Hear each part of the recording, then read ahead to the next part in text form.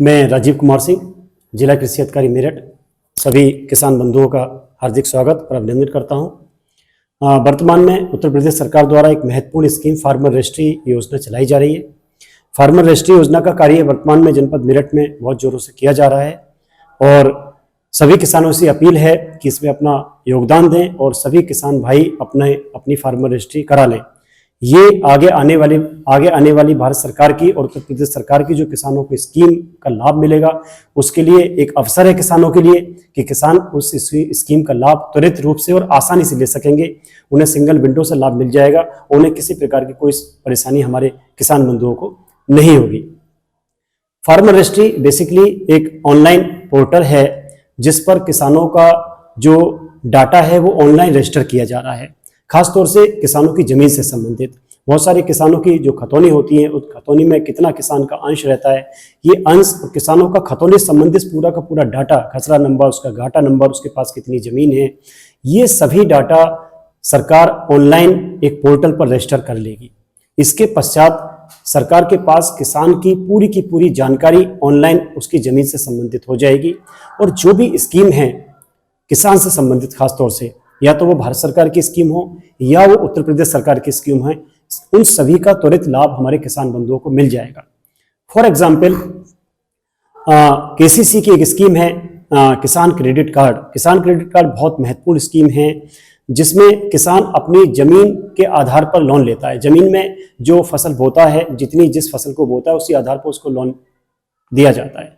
किसान बैंक में जाता है और तमाम तरह के कागज वो एकत्र करके लगाता है, लेकिन अब आगे आने वाले समय में ये हो जाएगा कि सरकार के पास, यानी कि सरकार के पोर्टल पर किसान से संबंधित जो भी जानकारी वो एकत्र हो जाएगी। उसकी जमीन का पता लग जाएगा, उसने कौन सी फसल बोई है, साथ साथ चूंकि डिजिटल क्रॉप सर्वे भी चल रहा है तो किस सीजन में, रबी खरीफ जायद में उसने कौन सी फसल बोई है और कितनी जमीन में बोई है, ये जिस बैंक में वो अपना केसीसी बनवाएगा उस बैंक कर्मी को पता होगा और बड़ी आसानी से, त्वरित गति से उसका किसान क्रेडिट कार्ड बन जाएगा, पहली चीज। दूसरा, फसल बीमा योजना बहुत महत्वपूर्ण स्कीम है। जिस तरह के किसान बंधु सभी जानते हैं कि वर्तमान में जिस तरह से ग्लोबल वार्मिंग के कारण मौसम चेंज हो रहा है, तमाम तरह की आपदाएं आ रही हैं। खासतौर से गेहूं के सीजन में अप्रैल में ओलावृष्टि हो जाती है, तेज हवाएं चलती हैं, गेहूं खराब हो जाता है। रबी खरीफ के मौसम में धान की फसल में, खासतौर से सितंबर में जब धान की फसल पकने को होती है, उस समय नदियों के किनारे बाढ़ आ जाती है और उस समय धान की फसल खराब हो जाती है। इसके अलावा आलू, यहाँ तक कि आम की फसल में भी काफ़ी हद तक नुकसान होता है। प्राकृतिक आपदाओं से जो नुकसान होता है या किसी कीड़े की एपिडेमिक यानी कि महामारी से जो नुकसान होता है, उसके लिए बीमा कराना बहुत आवश्यक होता है। सरकार प्रधानमंत्री फसल बीमा योजना के रूप में बड़ी महत्वपूर्ण स्कीम पिछले कई सालों से चला रही है जिसमें बीमा किसान कराते हैं।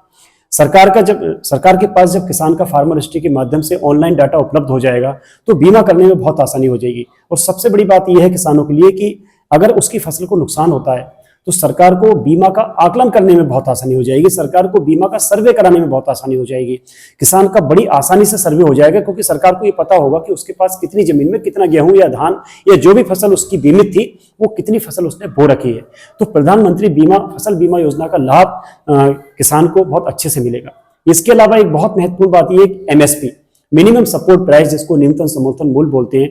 न्यूनतम समर्थन मूल्य के लिए किसान को जब रजिस्ट्रेशन कराना होता है, गेहूं हमारे जनपद मेरठ में रबी में गेहूं की फसल और खरीफ में धान की फसल, दो फसलों की खरीद सरकारी रेट पर की जाती है और किसान को अपना रजिस्ट्रेशन कराने के लिए अपनी जमीन के कागज लगाने होते हैं और उसको बतानी होती है कि मेरे पास कितनी जमीन है। लेखपाल उसका फिर जाके मौके पर सत्यापन करता है। इस पूरी प्रक्रिया में बड़ा समय लगता है, तो अब ये समय बच जाएगा क्योंकि सरकार को ये पता होगा कि फलाने किसान के पास इतनी जमीन है और डिजिटल क्रॉप सर्वे के माध्यम से उसको ये पता होगा कि इस जमीन में कितनी गेहूं की फसल बोई है या उसने कितनी धान की फसल बो रखी है।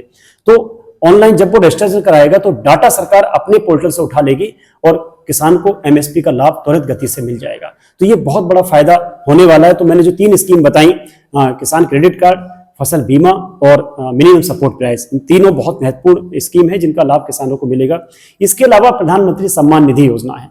प्रधानमंत्री सम्मान निधि योजना बहुत महत्वपूर्ण स्कीम है जिसके 6 वर्ष वर्तमान में पूरे हो चुके हैं और इसमें 6,000 रुपये प्रति वर्ष किसान को दिए जाते हैं, 4-4 महीने में 2-2 हज़ार रुपये। ये प्रधानमंत्री सम्मान निधि योजना का लाभ उन्हीं किसानों को मिलता है जिनके पास अपनी जमीन होती है, उसके अलावा बाकी किसानों को इसका लाभ नहीं मिलता। फार्मर रजिस्ट्री के माध्यम से किसान का डाटा सरकार के पास उपलब्ध होगा, तो सरकार को ये पता रहेगा कि किस किसान के पास जमीन है और किसको प्रधानमंत्री किसान सम्मान निधि योजना का लाभ दिया जाना है। ये जो डाटा है वो किसान सम्मान निधि योजना के पोर्टल से भी जोड़ दिया जाएगा। ये सारी चीजें जो फार्मर रजिस्ट्री हो रही है, प्रधानमंत्री किसान सम्मान निधि योजना का जो डाटा है और डिजिटल क्रॉस सर्वे, ये सारा आपस में मर्ज कर दिया जाएगा, तो किसान का पूरा डाटा उपलब्ध रहेगा और सम्मान निधि का लाभ किसान को बड़ी आसानी से मिल जाएगा। सरकार द्वारा ये भी कहा जा रहा है कि सभी किसानों को जिनको फार्मर रजिस्ट्री का लाभ लेना है, उन सबको फार्मर रजिस्ट्री करा लेनी चाहिए। ये महत्वपूर्ण बात है। दूसरा ये है कि जो किसान फार्मर रजिस्ट्री नहीं कराएंगे, उनके लिए फिर इन योजनाओं का लाभ लेने में दिक्कत होगी और देर सवेर उनको फिर फार्मर रजिस्ट्री करानी होगी। सरकार का तो यहां तक प्लान है कि आगे आने वाले समय में जो उर्वरक सरकार देती है, बहुत ही ऊंची सब्सिडी पर उर्वरक सरकार को दिया जाता है, बहुत हाई सब्सिडी सरकार उसको देती है, तो सरकार का ये प्लान है कि जब ये पता लग जाए कि एक व्यक्तिगत किसान के पास जमीन कितनी है, उसने फसल कितनी बोई है, और तो उसकी निर्धारित जो मांग है फर्टिलाइजर की, खासतौर से यूरिया, डीएपी, एनपीके की, वो उसकी निश्चित कर दी जाएगी और वो जो फर्टिलाइजर है वो उसको दे दिया जाएगा। वर्तमान में स्थिति यह है कि कोई किसान ज्यादा फर्टिलाइजर ले जाता है, कभी कभी किसी किसान को कम मिलता है, कभी कभी पीक सीजन में फर्टिलाइजर की कमी हो जाती है, तो वो स्थिति अब बिल्कुल नहीं आएगी, क्योंकि एक एक किसान के पास जितनी जमीन और जितनी फसल होगी उसका निर्धारित होगा कि उसको उतना फर्टिलाइजर मिलेगा ही मिलेगा। ये भी सरकार का आगे आने वाले समय में प्लान है और फार्मर रजिस्ट्री इसके लिए आमूलचूल परिवर्तन कर लेगी। तो फार्मर रजिस्ट्री कराने के लिए बड़ा महत्वपूर्ण है, बहुत सिंपल प्रोसेस है, ऑनलाइन चूंकि पोर्टल सरकार ने बनाया हुआ है।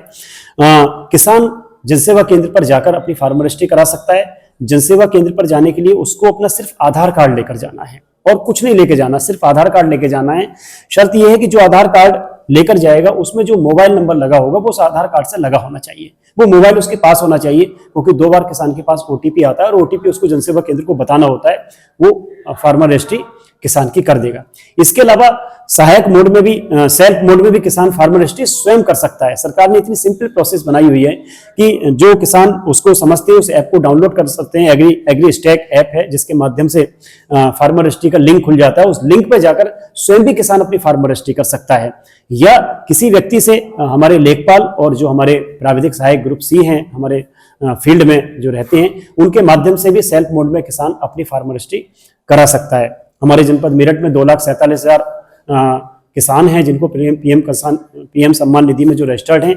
हम सबसे पहले उनकी, ये सरकार कह रही है कि पीएम सम्मान निधि के जो किसान हैं उनको पहले रजिस्टर्ड कर दिया जाए, तो उन किसानों की रजिस्ट्री की जा रही है और वर्तमान में 96,316 किसानों ने फार्मर रजिस्ट्री करा भी ली है, यानी कि लगभग 39% किसानों की फार्मर रजिस्ट्री हो चुकी है। शेष की रजिस्ट्री भी हम लोग कैंप लगाकर, अभियान चलाकर, प्रचार प्रसार करके इस फार्मर रजिस्ट्री को करा रहे हैं।